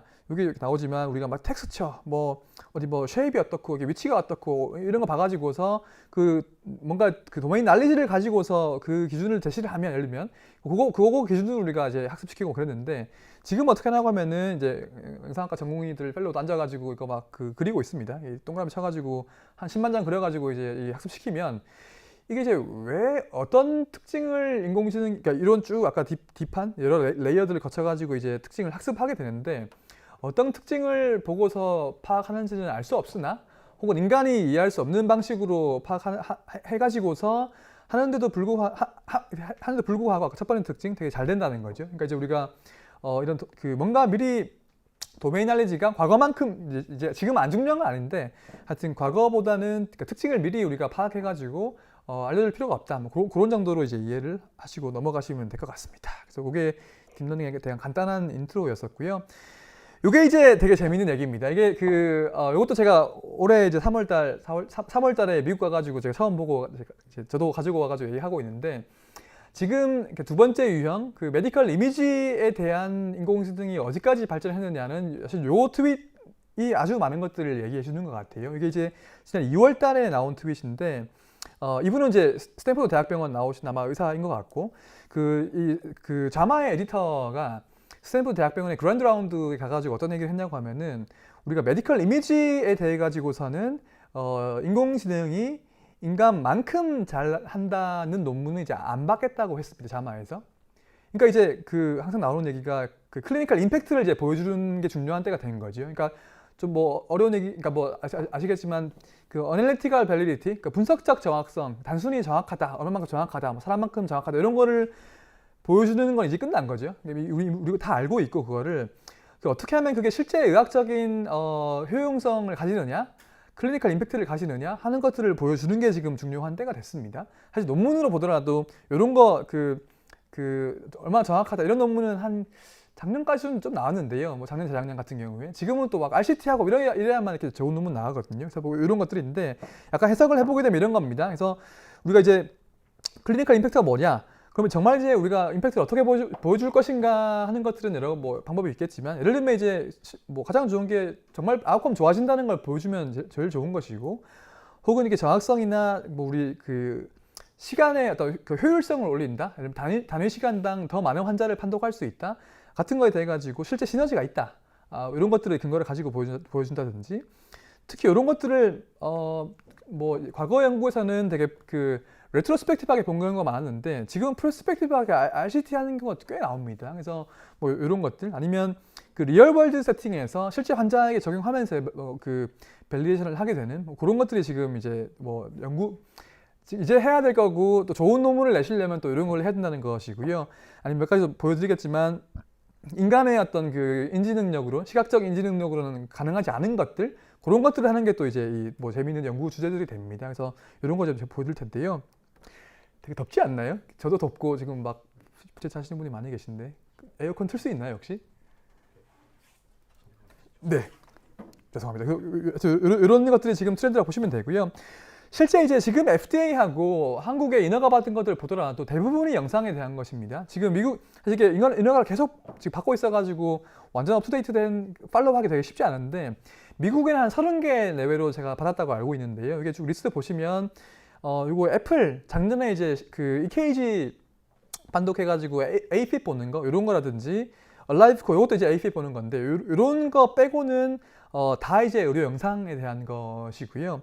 그리고 한국도 지금 한 10개 정도 인허가 받은 것들이 있는데 보시면 아시겠지만 다 영상입니다. 그래서 이게 이제 하여튼 뭐 지금 이제 제가 두 번째 유형이 가장 핫하다고 했던 게 이제 이런 것 때문이고요. 그래서 이 중에 이제 오늘 보여드릴 게 뭐 보네이지 보는 거, 런거줄 보는 거 이런 것들은 이제 몇 가지 다뤄보겠습니다.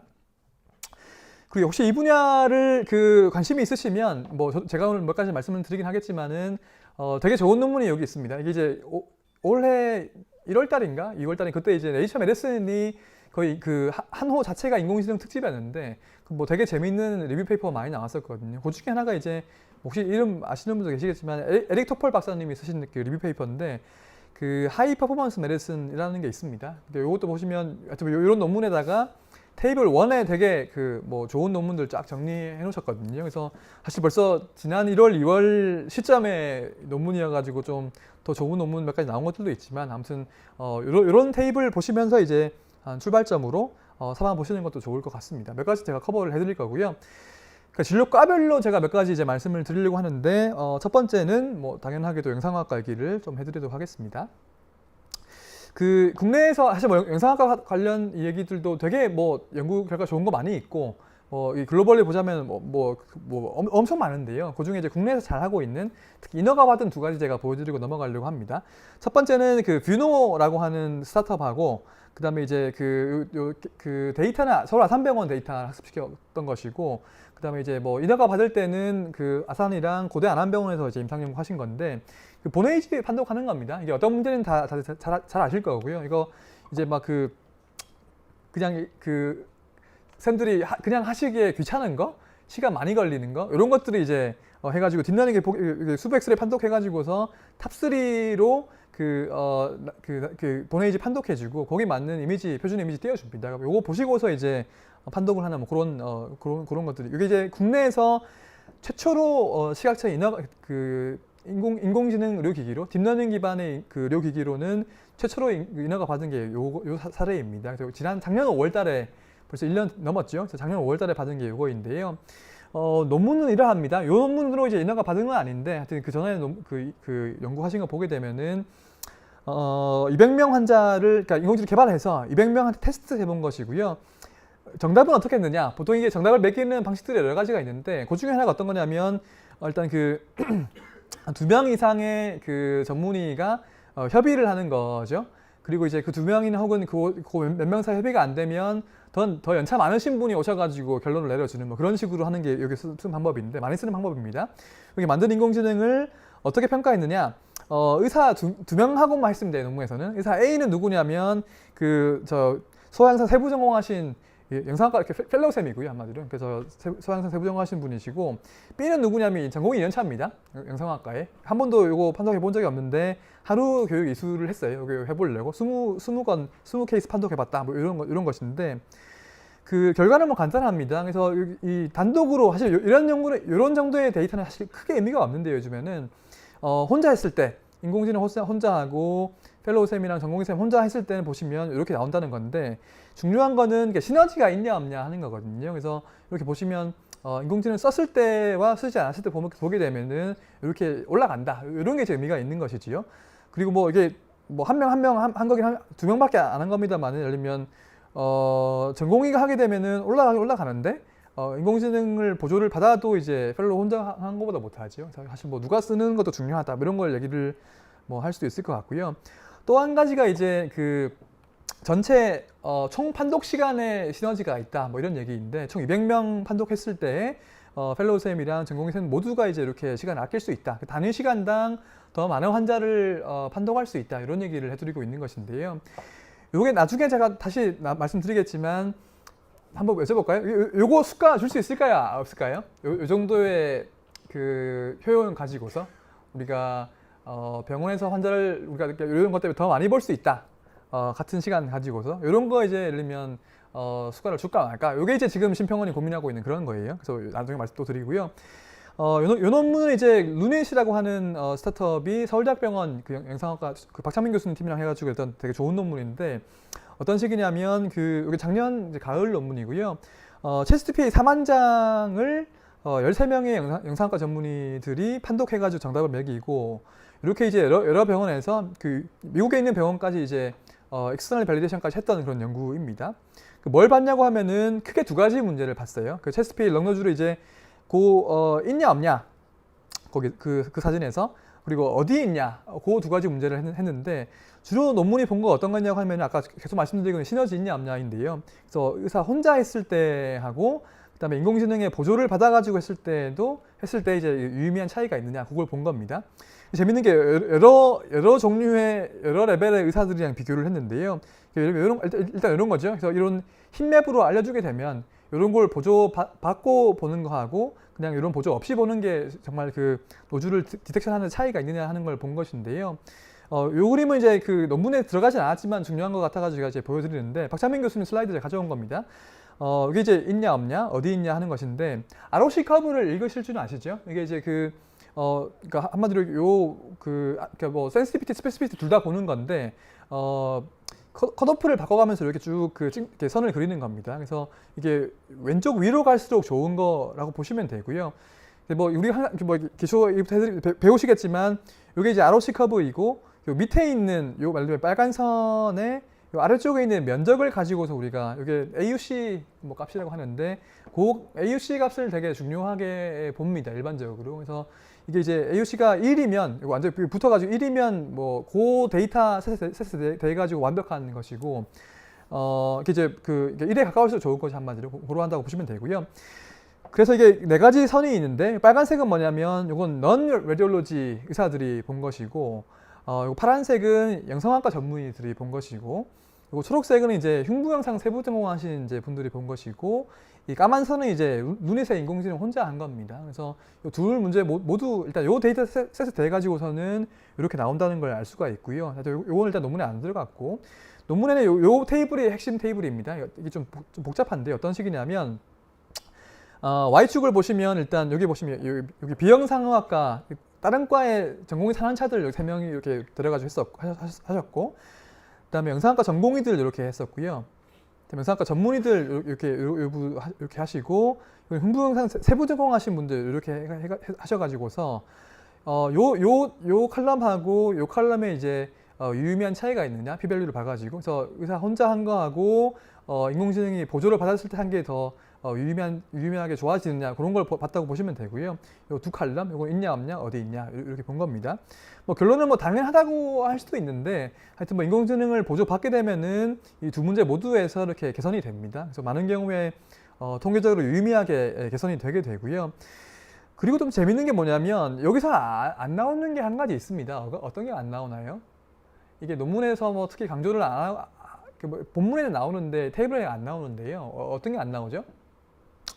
인공지능 혼자 한 게 안 나옵니다. 그죠? 그래서 보시면 여기 제가 써왔는데 여기 인공지능 혼자 한 게 이 정도의 이제 정확성을 이렇게 퍼포먼스를 보여주고 있는데 여기 제가 테두리를 친 게 뭐냐면 까만색 테두리는 이제 이렇게 인공지능하고 의사 힘을 합친 게 인공지능보다 못한 걸 제가 까만색으로 친 거고요.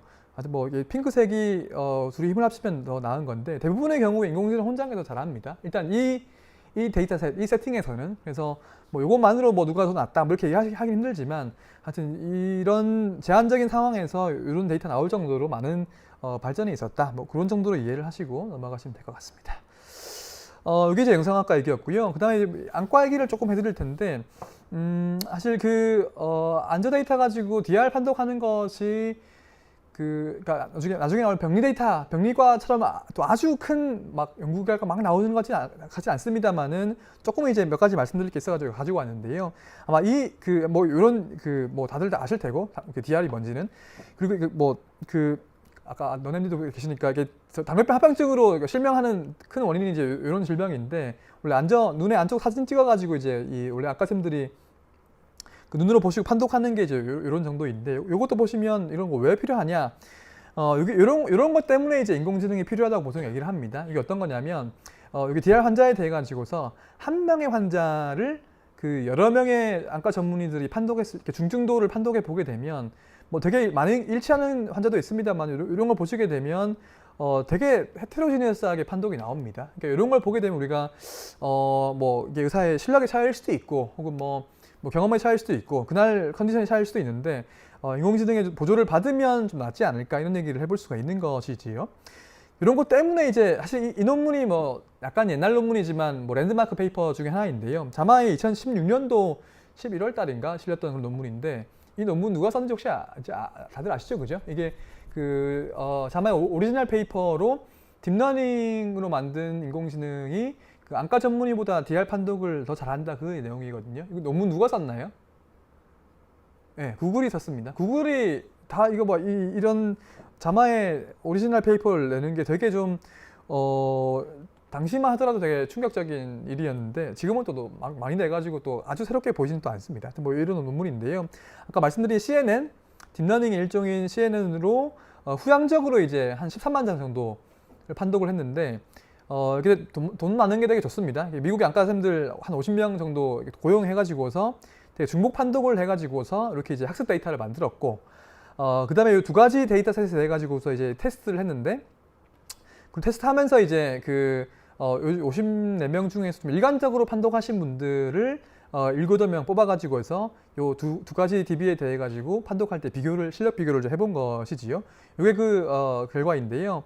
이게 두 가지 데이터셋에 대해 가지고 검증한 겁니다.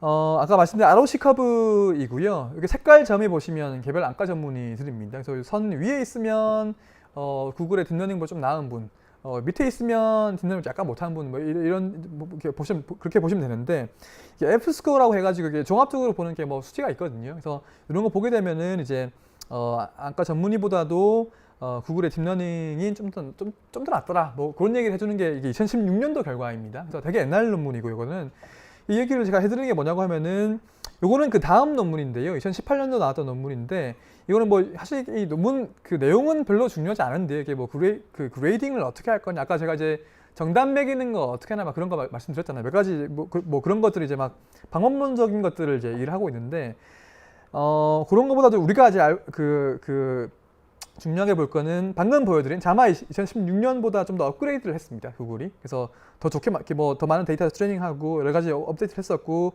그 해상도도 높이고 막 해가지고 이렇게 만들었고 요거를 어떻게 했느냐 하면은 이제 아까 제가 이제 클리니컬 임팩트 어떻게 볼 것이냐 그 중에 하나가 그 리얼 월드에서 검증해 본다 뭐 그런 얘기를 들었는데 이게 이제 그런 거의 일종이라고 보시면 될 것 같습니다. 요거는 올해 논문인데요. 그 구글이 이제 실제 우리 현장에서 이런 그 방금 보여드린 인공지능으로 안전 판독해가지고 DR 보는 것이 효과가 있을까 뭐 그런 것을 봤던 논문인데 이게 이제 한국이나 한국에 이거 필요가 있을까요? 뭐 있을 수도 있지만 로컬에 가면 안과 전문의 있는 국가에서는 이게 상대적으로 많이 필요가 없을 텐데 예를 들면 태국 같은 나라 여기 보시면 되게 재밌는 게 뭐냐면 태국의 당뇨 환자가 그 4.5 밀리언 명이 있는데 안과 의사는 1,500명 그 망막 전문의는 200명밖에 없는데요. 그나마 또 절반은 그 수도 방콕에만 있습니다. 그러니까 환자는 전국에 있는데 의사는 이제 대부분 수도권에 몰려 있으니까 많은 경우에 이제 이런 뭔가 이 혜택을 못 받는 정확한 진료를 못 받는 환자들이 많이 있는 거죠. 이런 곳에서 이제 이런 구글의 인공지능을 써가지고서 정말 이렇게 효과가 있을까 그런 것들을 봤던 논문이라고 보시면 되고요. 근데 재밌는 게 이게 태국이 이게 네이션 와이드한 DR 스크리닝 프로그램이 원래 있는데 정부가 하고 있는 것에 거기에 들어가가지고 한 겁니다만은 재밌는 게 그대로 했어요. 원래 태국이 하는 것처럼. 그래서 13개 지역에 나눠져 있는데 그 지역 중에는 이제 그 13개 지역에 1명씩 그 의료인들을 실제 그 지역을 판독하는 의료인들을 뽑았는데 어떤 지역은 안과 의사가 보기도 하고 또 어떤 지역은 간호사나 테크니션이 보기도 합니다. 그럼 이제 그 지역은 간호사랑 비교하고 아니면 그 다른 지역은 테크니션이랑 비교를 해가지고 구글이랑 뭐 한 것인데 뭐 결과는 뭐 크게 새로울 거 없이 아까 뭐 거의 비슷합니다만은 그 인공지능이 더 잘하고 뭐 이렇게 뭐 이건 이런 여러 가지 뭐 모더레이트니 워스니 MPDR, 모스 MPDR, 뭐 DME까지 봐가지고 쭉 봤는데 결론은 스페시피시티는 뭐 둘 다 대부분 좋고, 그러니까 X축은 그 지역에 있는 그레이더이고 Y축은 이제 구글의 인공지능인데요. 센시티비티는 구글의 인공지능이 더 나은 것 같다. 좀 비슷한 것도 있지만 여기는 그 뭐 통계적으로 유의하지는 않았습니다. 그래서 이런 정도로 이제 보여드린 것인데요. 그래서 이게 결과 그러니까 정확성을 본다는, 그러니까 얼마나 정확하냐 이거보다도 지금 이런 식으로 이제 리얼 월드에서 검증을 하는 식으로 지금 약간 연구 트렌드들이 계속 확대가 되고 있다. 뭐 이런 정도로 이제 보시면 될 것 같고, 그래서 이 데이터는 원래는 구글이 이제 인도랑 미국 데이터로 학습시킨 것 같고, 요거를 태국에서 완전 인디펜던트한 데이터셋에 돼가지고 이 검증해보는 거.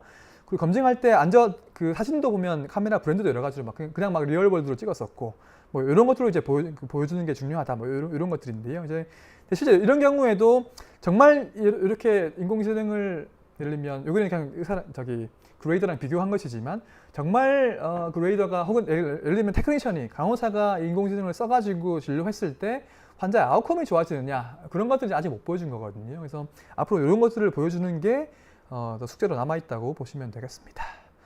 그러고 이제 이거는 이제 DR 판독인데 약간 다른 얘기입니다만은 되게 재밌고 중요해가지고 얘기를 드리는데요. 이거는 예를 들면 오늘 말씀드리는 모든 인공지능, 한국의 시각처와 미국의 FDA가 인허가한 모든 인공지능은 마지막에 한 번은 의사가 봐야 됩니다. 그러니까 보조하는 인공지능으로 인허가를 받은 건데, 요것만은 예외입니다. 이게 이제 작년 4월 달에 FDA가 인허가한 그 IDEX DR이라고 하는 회사의 그 인공지능인데요. 이것도 DR 판독하는 것인데, 요거는 되게 예외적이게도 그 의사의 개입 없이 마지막 판독까지 얘가 내려버립니다. 그러니까 이제 되게 제한적인 상황이긴 한데요. 이게 이제 하여튼 뭐 그 카메라 브랜드도 정해져 있고, 뭐 그 환자의 상태 같은 것도 막 되게 엄밀하게 정의가 되어 있는데, 그리고 이제 컨텍스트를 보게 되면 이렇게 두 가지 중에 하나를 주는 거긴 합니다. 예를 들면 이제 마일드한 DR 이상이 있으니까 안과 전문의한테 가봐야겠다.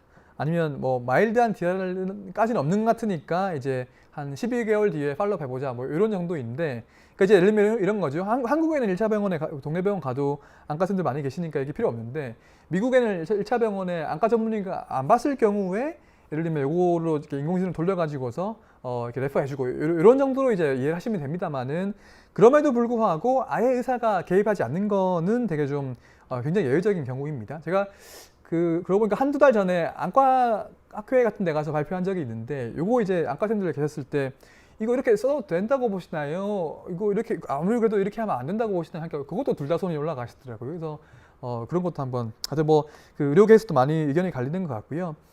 그래서 이런 것들이 보시면 이제 나중에 의료 사고 나면 어떻게 할 거냐, 지금 답이 없거든요. 이런 뭐 판례 같은 건 없고 그렇기 때문에 앞으로 이제 이슈가 될 수도 있다고 이제 보여집니다. 그러고요. 병리과도 이제 영상학과만큼 굉장히 메이저한 그 어플리케이션이라고 보시면 되는데, 이런 경우들 뭐 몇 가지 얘기를 드리겠습니다. 그래서 제가 아까 6시에 시작했죠. 7시 반까지죠. 네. 그래서 뭐 이런 것도 보시면 한마디로 이런 것들 보면 병리과 전문의들도 인간이다 이 얘기를 해드리는 건데요. 여기 2015년 자마 논문인데, 이게 되게 어떤 거냐고 하면은, 이거 브레스트 캔서 스페시멘 바이옵시 한 거 가지고서 240가지 케이스를 가지고 100명의 미국에 있는 병리과 전문의들한테 블라인드 테스트를 해본 겁니다. 그러니까 이제 여기 A가 잘 안 보이시지만 이게 비나인이고, 여기 ATPI고, 이거 DCIS고, 여기 인베이시브 카시노마거든요. 그래서 요 한 줄이 한 케이스인데, 병리과 쌤들이 되게 다양한 비중을 보이고 있다. 판독에 대해 가지고 다양한 판독을 보이고 있다. 이런 걸 얘기를 하는 건데요.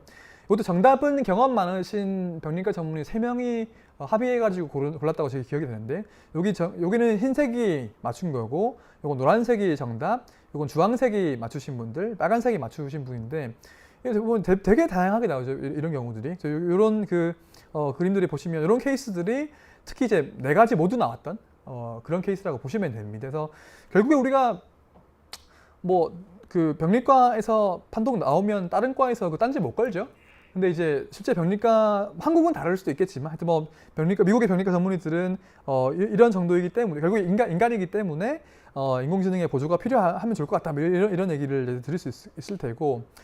그래서 뭐 이런 연구들도 보면 아까 영상학과처럼 단순한 정확성은 굉장히 높습니다. 지금 보게 되면. 그래서 이런 뭐 매년 하는 대회인데 이것도 브레스트 캔서 림프노드 메타된 거 가지고서 데이터를 이제 이게 암이 있냐 없냐 같은 거 보게 되면 여기 벌써 옛날 얘기입니다만은 1등을 하버드 팀이 했었는데요. 그리고 그러니까 병리과 선생님 혼자 한 거하고 인공지능 혼자 하게 되면 Y축의 에러율인데 아까 AUC 값을 1 빼기 AUC 한 겁니다. 그냥 그래서 인공지능이 좀 나은 것 같은데 둘이 힘을 합치게 되면 훨씬 나은 것 같다. 뭐 이런 식의 보여주는 건데요. 이것도 벌써 이미 옛날 얘기고. 그리고 구글이 똑같은 데이터셋으로 해가지고 해보게 되면 좀 더 잘한다. 뭐 이런 얘기들이 이제 요거는 재작년 초 뭐 그런 결과인데요. 대부분이 보통 이렇게 얘기를 합니다. 서로 둘 다 잘하는데 다른 방식으로 잘하기 때문에 시너지가 있을 것 같다. 한 게 이제 뭐 요 당시에 얘기였었는데 이런 것들이 발전되면은 이런 얘기 되는 거죠.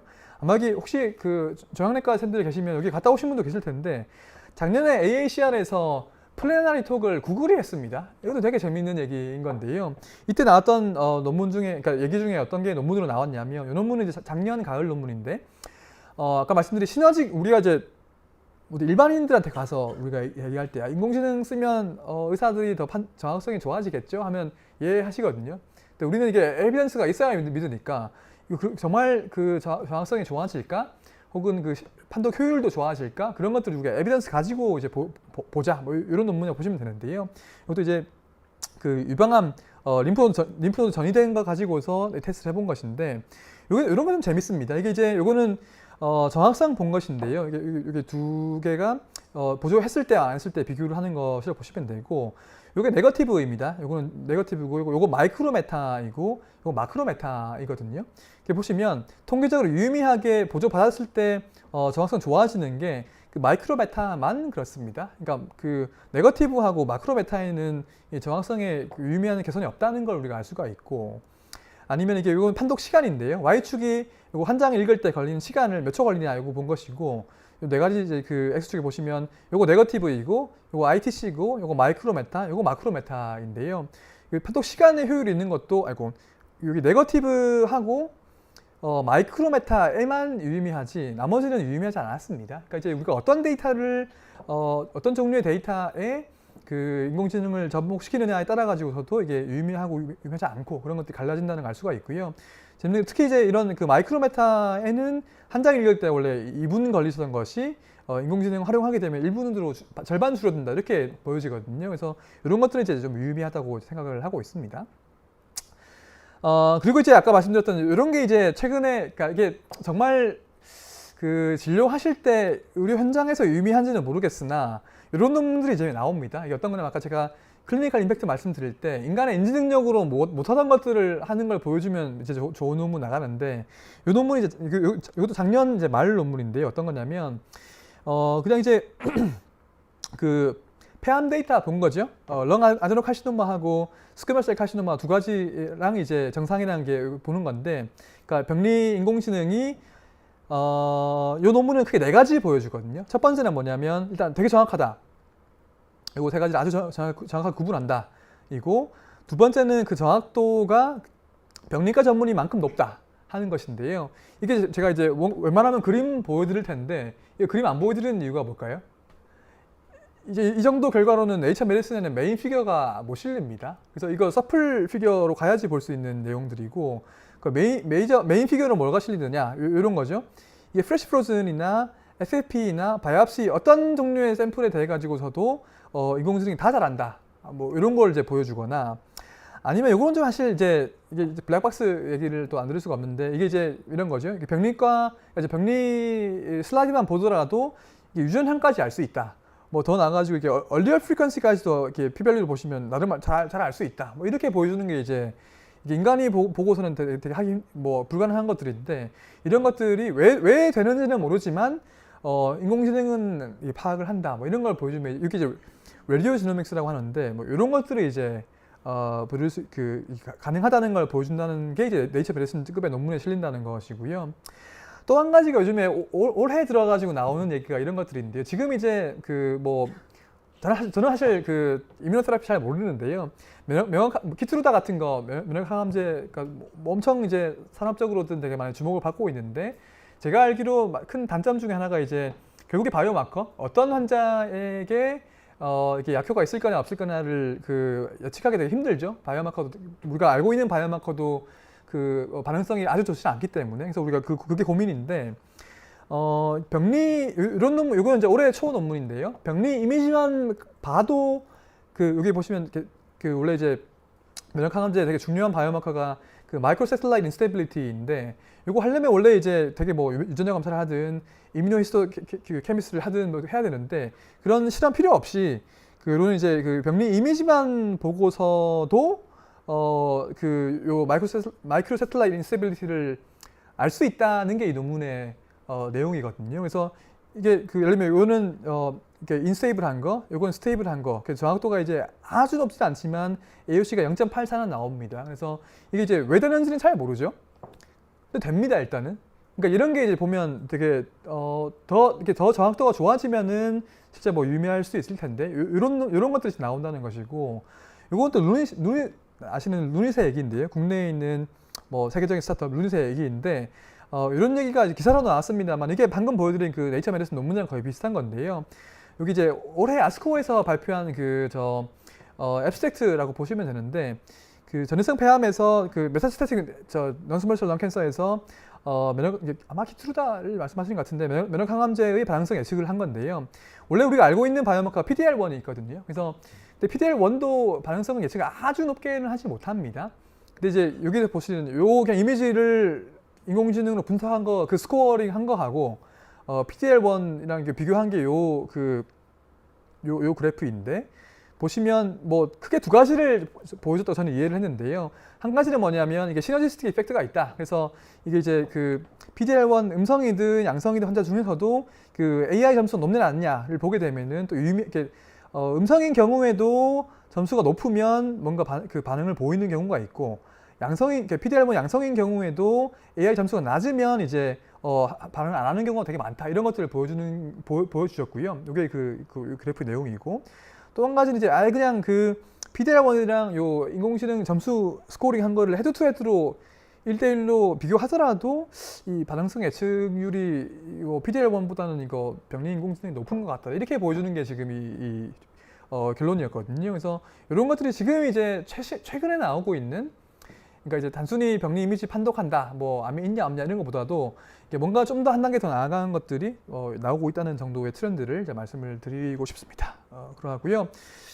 제가 설명 전체 드리다 보니까 이게 한 10분밖에 안 남았는데, 이게 이런 게 이제 그 콜로노스코피 이제 보조하는 그 용종 찾는 거를 보조하는 그런 인공지능인데, 이게 이제 중국의 연구입니다. 그래서 이건 작년 가을 정도의 연구인데, 어떤 거냐면 네 가지 데이터셋, A, B는 사진입니다. A는 내부 사진, B는 퍼블릭 DB 사진이고요. C는 비디오입니다.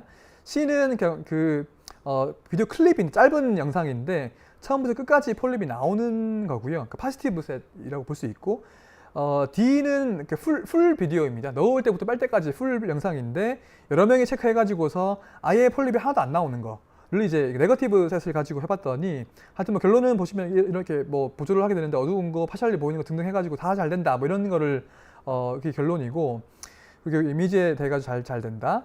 그리고 이거는 이제 짧은 영상, 모든 프레임에 폴립 등장하는 거, 다 폴립 하나도 안 나오는 거, 이런 거 다 잘 된다. 이런 얘기들인데, 이런 게 보시면 그 퍼 폴립 센시티비티가 100%입니다. 그러니까 이제 폴립이 뭔가 나오면 적어도 한 프레임은 무조건 걸린다는 거거든요. 그래서 이런 것들이 이제 레트로스펙티브하게 봤던 작년의 논문이고, 되게 이런 게 되게 인상 깊었는데, 여기 올해 2월, 3월 정도에 겉에 나온 같은 그룹이 냈던 몇 개월 만에 이 논문을 냈어요. 그래서 보게 되면은 한 1000명 모아가지고 그냥 RCT를 해버립니다, 중국에서 그냥.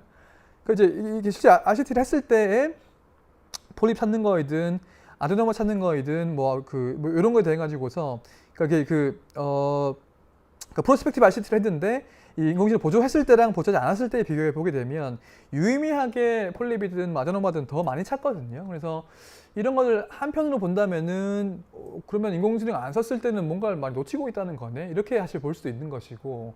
또 찾은 거를 사실 보게 되면 대부분이 보면 되게 작은 아데노마였어요. 그럼 이제 그걸 정말 우리가 찾아가지고 이걸 제거할 필요가 있냐? 사실 그 얘기도 나오는데 하여튼 뭐 이렇게 되면 일단 그 더 유의미하게 더 많은 아데노마를 뭐 폴립을 찾을 수 있다. 뭐 이런 정도로 우리가 RCT로 증명한다. 이런 것들이고 그래서 뭐 어떻게 했냐면 옆에 모니터 하나 갖다 놓고 용종으로 의심되는 게 있으면 이렇게 그 표시도 해주고 오디오 알람도 줍니다. 그럼 이제 그거 보시고서 이제 판독했던 그런 연구이고요. 요거는 뭐 또 다른 연구인데 EGD에서도 이제 인공지능 쓰게 되면 그 블라인드 스팟을 줄여준다. 뭐 이런 것 되게 유의미하게 줄여준다. 이런 얘기를 하는 것들이 있어가지고 또 RCT 한 건데. 그러니까 실제 아까 계속 말씀드렸듯이 뭔가 이제 이제 클리니컬 임팩트를 보여주는 거. 그게 이제 뭐 프로스펙티브 RCT를 하든 아까 구글 그 태국의 연구, 막 리얼 월드에서 뭔가를 해보려고 하든 그런 것들이 지금 이제 최신 트렌드이다. 그렇게 말씀을 드릴 수 있을 것 같습니다. 10분 남았는데요. 이게 하여튼 뭐 빨리 가보면 이거 세 번째 유형의 인공지능인데 타이어 펑크 날 때 이 지경 될 때까지 모르시는 분들 요즘에 별로 안 계시죠. 이게 어떤 내용이냐면 자동차이든 뭐 비행기 터빈이든 되게 많은 센서가 있어가지고 우리가 항상 그 데이터 모니터링 하고 있다가 더 큰 사고 나기 전에 미연에 방지한다 뭐 그런 내용인데 이거 그 예방 의료 예측 의료 이미 구현하고 있는 거거든요. 근데 지금 우리가 사람한테 예를 들면 저 이런 뭐 웨어러블 차고 있고 어디 ICU, NICU 되게 데이터 많이 측정하지만 그거 다 지금 못 쓰고 있잖아요, 그죠? 그거를 이제 쓰려고 하면 그게 뭐 24시간 365일 사람이 볼 수도 없는 일이고 결국 인공지능의 힘을 빌려야 한다 뭐 그런 것들을 이제 보여드리고 있는 것이 세 번째 유형의 인공지능이 되겠습니다. 그래서 뭐 여기도 그 케이스는 되게 많이 있는데요. 요거는 이제 NICU에서 그 sepsis 보는 거, 요거 논문은 안 나왔습니다만은 IBM이랑 뭐 캐나다에 있는 병원 해가지고서 되게 빨리 예측할 수 있다, 뭐 그런 거를 얘기했던 그 케이스이고, 요거는 이제 존스 홉킨스 논문인데요.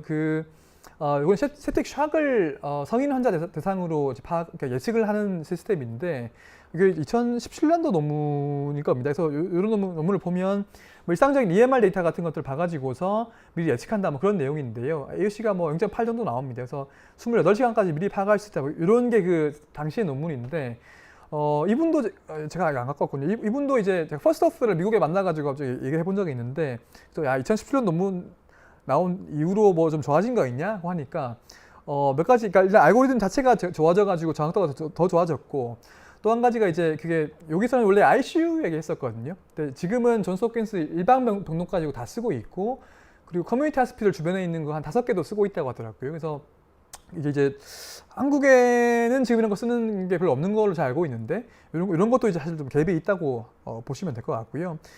이건 혈당인데요. 요즘에 연속 혈당계를 쓰면서 메르트로닉 연속 혈당계를 이제 뭐 IBM 왓슨이 분석해서 뭐 해준다 뭐 그런 컨셉인데 이런 거죠. 이제 뭐 보시면 이게 되게 소규모 임상으로는 이제 나와 있습니다. 그 결과가. 그래서 이런 연속 혈당 데이터나 아니면 인슐린 맞은 이후에 이제 변화하는 거 이런 것들, 혹은 요일별로 시간별로 이게 비헤이비어 같은 것들이나 환자의 이제 그 식이 습관 같은 것들을 데이터를 가지고 있으면서 이걸 가지고 이제 예를 들면 뭐 이런 거죠. 야, 네가 뭐 그 이유는 모르겠지만 뭐 토요일 저녁에 네가 좀 이상한 것 같더라. 뭐 이런 거 보여준다든지.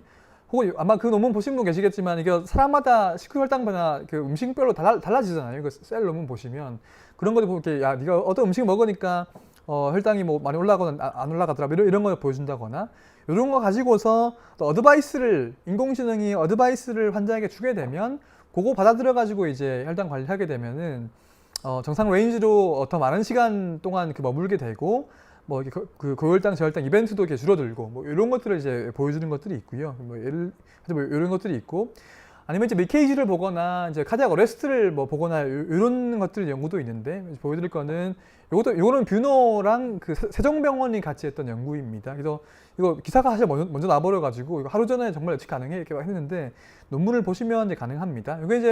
요거는 그 아까 말씀드린 딥러닝 중에서 CNN 말고 RNN이라고 있습니다. 이게 시계열 데이터는 보통 이걸로 하거든요. 이걸로 한 5만 명 데이터를 가지고서 그 분석을 한 것인데 이런 경우에도 이제 ROC 커브를 보시면 기존의 병원에 있던 까만 선이 기존 시스템인데 이거보다도 여기 보면 좀 더 왼쪽 위로 올라갔죠. 더 정확하다. 뭐 이런 것들이 있고.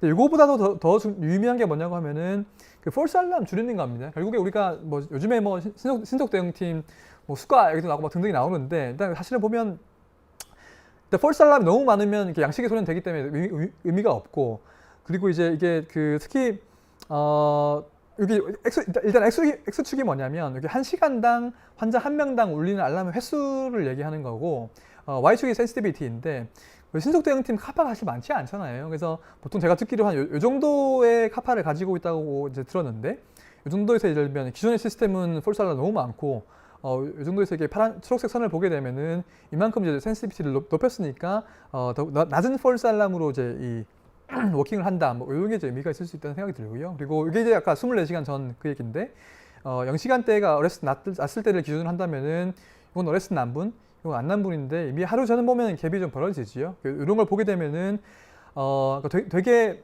미리 낮은 폴스 알람으로 정확하게 알람을 줄 수 있다. 뭐 이런 것들이 이제 보시면 될 것 같고요. 이게 제가 거의 마지막 케이스인 것 같은데, 요거는 거의 지지난주 정도에 그 구글의 딥마인드, 그러니까 영국에 있는 알파벳 자회사인 딥마인드에서 그 AKI를 48시간 미리 예측할 수 있는 인공지능을 개발했습니다. 그래서 지금 딥마인드가 보면 주로 EMR 데이터 가지고서 그 병원에 있는 환자들이 뭔가 이제 악화되거나 뭔가 그런 이벤트를 예측하는 인공지능들을 개발하고 있다고 얘기를 하고 있는데, 그 중에 첫 번째로 이제 그 AKI를 타겟팅을 한 것 같고요. 이것도 RNN을 통해 가지고 70만 명 환자를 학습시킨 거고, 미국에 있는 그 베테랑스 어페어 그 군인병원 데이터를 가지고 학습시킨 것이고요. 그래서 48시간 이게 왜 그러냐 하면은 그냥 아예 타임 프레임을 고정시켜 놓고 했습니다. 48시간을 했었고, 이걸 우리가 24시간으로 변경시킬 수도 있는데 일단 논문에는 48시간을 주로 얘기를 하고 있고요. 그래서 결과를 보게 되면 이번 환자 전체 AKI의 뭐 55%를 예측했다. 뭐 아주 높지는 않은데, 그럼에도 불구하고 투석이 필요한 좀 뭔가 시리어스한 케이스는 좀 많이 예측하더라. 뭐 그런 건데요. 그리고 이 논문에 많이 안 나오지만 사실은 폴스 알람이 좀 많습니다. 그러니까 이제 그 트루 알람 한 번당 폴스 알람 2번 울리기 때문에 3번 울리면 한 번만 트루 알람이고 2번이 폴스 알람이니까 좀 높다고 보여지죠. 그래서 뭐 이런 경우인데요. 하여튼 뭐 결과를 보게 되면 이게 A 패널이 그 Y축이 크레아티닌으로 한 그 실제 AK의 발생 시점이 이렇게 본다면은 요 두 번째 그림은 요 지금 시점으로부터 계속 향후 48시간씩 끊어가지고 지금 시점에 점수를 매기는 거죠. 그래서 이때 점수가 이렇게 보게 되면은 이때 발생할 가능성을 이 시점에서 보게 되는데, 빨간색이 그 컷오프입니다. 그래서 컷오프 위로 올라가니까 이렇게 위험 징후가 나타나는 것이고, 실제 그 이후에 발생했죠. 그리고 이제 이런 블랙박스이니까 이런 왜 위험 수치가 나오느냐에 대해 가지고서 뭔가 의료진에게 파악을 할 여지를 주기 위해 가지고 랩 테스트도 예측을 했습니다. 그래서 7가지 랩 테스트도 향후 몇 시간 내에 어떻게 바뀔 것이냐, 뭐 이런 걸 보여준 게 이 논문의 거의 뭐 골자라고 보시면 될 것 같고요. 그래서 요거 서플픽에 나오는 것인데 잘 되는 것도 있고 사실 잘 안 되는 것도 있습니다. 잘 되는 경우들은 이게 AKI 발생하면 한 48시간 이전에 이게 잘 올라가죠. 컷오프가 이런 식으로. 그래서 이런 경우들이 있고, 아니면 아까 말씀드린 그 7가지 랩 테스트 결과들, 뭐 크레아틴이든 뭐 칼슘이든 뭐 소듐 이런 것들에 대해 가지고서도 이게 왜 그 리스크 알람을 주느냐에 대해 가지고 이걸 보게 되면은 어떤 수치가 올라갈 것 같다까지도 예측을 해준다는 것이 논문의 내용이 되겠습니다. 뭐 이런 것들이 있고, 그래서 지금 제가 시간 거의 다 썼는데 세 가지 유형의 인공지능을 말씀을 드렸고요. 복잡한 그 데이터 분석하는 거, 왓슨이든 EMR 데이터 분석하는 것들. 두 번째가 영상 판독하는 것인데, 영상학과든 뭐 병리과이든 안저 판독이든 콜로노스코피든 뭐 그런 거 말씀드렸고, 세 번째가 연속적인 데이터, 이게 뭐 폐혈증이든 혈당 데이터이든 카디악 어레스트이든 뭐 AKI 예측하는 것들이든 뭐 그런 것들을 이제 말씀을 드렸습니다. 시간 많이 안 남았지만 세 번째 잠깐만 말씀드리고 넘어가면요. 사실 이게 되게 재미있기도 있을 수도 있다고 보여집니다만은 고민은 물론 해야지요. 근데 아직까지는 답이 없습니다. 그래서 우리가 뭐 같이 고민해보는 건 유의미할 것 같은데, 뭐 의사 대체하느냐, 대체하지 않죠. 근데 역할 변화는 당연히 있을 걸로 보여집니다. 그래서 이게 대체하냐 마냐 하는 것 자체가 저는 별로 좋은 질문은 아닌 것 같고, 과거에 이제 뭐 많은 모든 기술이 그러했듯이 뭐 의학에 뭐가 들어오면 뭐가 바뀌긴 하죠. 근데 이제 그러면 당연히 의사 역할도 크든 작든 바뀌긴 하는데 인공지능 때문에 이제 예를 들면 과거에도 그러했듯이 의사가 뭐 한두 가지 역할을 하는 건 절대 아니니까 많은 역할들 중에서 예를 들면 인공지능 때문에 좀 축소될 혹은 사라질 역할도 분명히 있을 테고, 그리고 앞으로 유지가 될 역할도 있을 테고, 그리고 새롭게 생겨날 역할도 있을 텐데 그 세 가지로 좀 나눠가지고 보는 게 중요하다고 생각을 하고요. 근데 그것도 되게 좀 러프한 얘기인 것이 진로 과별로 다를 테고 또 시간축을 넣으면 되게 문제가 어려워지거든요. 그래서 마침 그런 얘기를 드릴 수 있을 것 같고, 두 번째가 아까 의료 사고 나면 누가 책임지느냐 하는 문제인데 이것도 답이 없습니다. 뭐 지금 뭐 판례가 있는 것도 아니기 때문에. 근데 바텀 라인은 그러니까 기본적으로는 일단 의사가 어떤 식으로든지 개입을 하게 되면 마지막에 예를 들면 한번 판독을 확인을 하게 되면은 의사가 완전히 면책당하는 거는 불가능할 것 같고요. 근데 그럼에도 불구하고 지금 예를 들면 뭐 의료사고 나가지고 법정에 간다.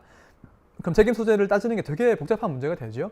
거기에 지금 인공지능 하나 더 들어가면 더 복잡해질 텐데 뭐 그 되게 복잡한 문제다는 거 정도를 말씀드릴 수 있을 것 같고, 근데 그럼에도 불구하고 아까 말씀드린 블랙박스 문제, 이거 얼마나 설명 가능한 인공지능을 썼느냐 하는 게 이제 변수가 될 수도 있고, 혹은 어떤 방식으로 결과를 의사에게 전달하느냐에 따라 가지고도 사실 의료기기 등급도 바뀌는데 소송을 간다고 할지라도 할 때에도 좀 영향을 줄 수도 있다고 저는 보고 있습니다.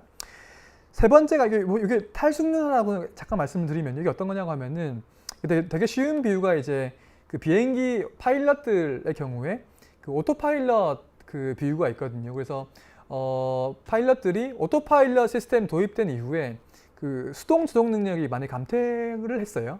그래서 당연히 예를 들면 우리가 오토파일럿 처음에 도입할 때에는 이거 시스템 고장 나면 뭐 손으로 하면 되지 이렇게 했을 텐데 이게 되게 오랜 시간 지나가지고 하다 보니까 그 오토파일럿에 약간 의존하게 된다는 거죠. 그러니까 제가 이제 아까 왓슨 얘기할 때 보면 이거 그 마지막에 조영래과에서 한번 보시니까 그 임상연구 필요 없지 않을까요? 하는 분들이 계신데, 그런 경우도 예를 들면 이게 오랜 시간이 거치게 되면 이게 만약에 왓슨에 의존을 하게 된다. 그러면 이제 마지막에 이런 탈숙련화 문제가 있을 수 있기 때문에 좀 양상이 달라질 수도 있습니다. 세 번째가 지금 이제 지금 되게 현실적으로 중요한 문제인데요. 이거 어떻게 인허가하고 어떻게 규제할 것인가 뭐 그런 것들인데, 아까 말씀드린 그 수가 문제가 이제 말씀드리고 이제 마무리하도록 하겠습니다. 그래서 보면 인허가하는 것들은 가이드라인이 시각처에서 많이 나와가지고 사실 지금 시각처는 되게 그 산업계에서도 되게 호평을 받고 있거든요. 이런 거 잘 하셔가지고 이런 가이드라인 한국에서 처음 나왔습니다. 사실은 글로벌리 봤을 때. 그래서 이런 것들을 참고해가지고서 뭐 이런 여러 가지 항목들이 되게 구체화되어 있고 그 의료기기 인허가 할 때에는 이런 것들을 기반으로 해서 지금 아까 말씀드린 10개가 이제 인허가를 받았는데요. 그 수가 문제는 여전히 논의가 되고 있는 과정이라고 보시면 됩니다. 그래서 지금 요거는 이제 그 심평원에서 그 영상의학회에 이제 그 연구를 맡기셔가지고 대한영상학회에서 이런 이제 그 연구 결과를 이제 주셨는데 이거는 이제 어떤 거냐면 아마 신의료 기술 평가라는 거 아시는 분이 계실 거예요. 이게 수가를 받을지 말지 결정하려고 하면 일단은 이게 새로운 기술이냐 아니냐를 평가를 해야 되거든요. 그래서 이런 안을 가지고 지금 논의를 하고 있다는 것 정도이고요.